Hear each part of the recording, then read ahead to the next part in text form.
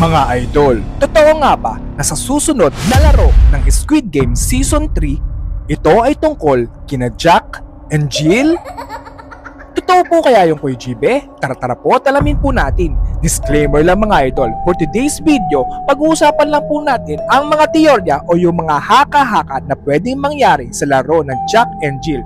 Kung ayaw nyo po nakakarinig ng ganitong klaseng kwento, skip nyo lang po ang video ito, okay?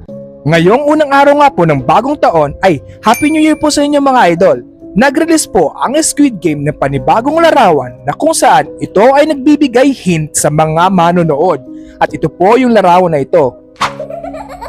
Yan mga idol, kung mapapansin nyo po, nandyan po yung legendary Big Doll noong Squid Game 1. Yan. At meron na po siyang kasama ngayong isang lalaki. At dito na nga po papasok ang teorya o ang mga usap-usapan na ang larawang yan ay inspired kina Jack and Jill. Alam naman po natin lahat mga idol na ang mga nilalaro po sa Squid Game is either po kilalang laro o ito po ay inspired sa ibang bagay. At ito na nga po yung laro na ating tatalakayin for today's video na ito daw po ay tatawaging Jack and Jill Game. Naalala niyo pa ba mga idol yung kanta ni Jack and Jill nung mga bata pa tayo? At ito po yung kantang yun. Jack and Jill went up the hill to fetch a pail of water. Jack fell down and broke his crown and Jill came tumbling after. Sabi-sabi po nila na ang dalawang players daw po ay kailangan umakyat panaog ng hill para umigib ng tubig. Pero ang twist daw po dito, meron daw po itong halong red light, green light.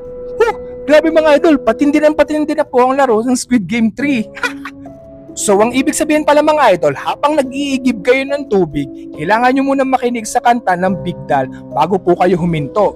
Kailangan hindi rin po kayo iibo habang umiigib ng tubig. At kapag kayo po ay umibo at nadulas pababa, ay kayo ay babarilin at papatayin.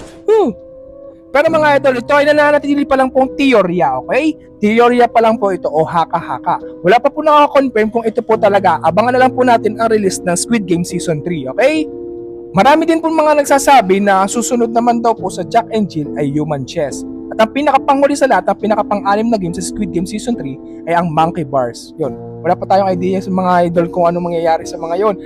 Kaya dapat nating abangan ang Season 3. Ngayon po 2025 yon. Happy New Year po mga idol. At sa tingin nyo mga idol, sino kaya ang next winner ng Squid Game Season 3? Pero kung kayo po ang tatanungin ko mga idol, naniniwala po ba kayo na sa Jack and Jill game ay ganito po ang mga mangyayari?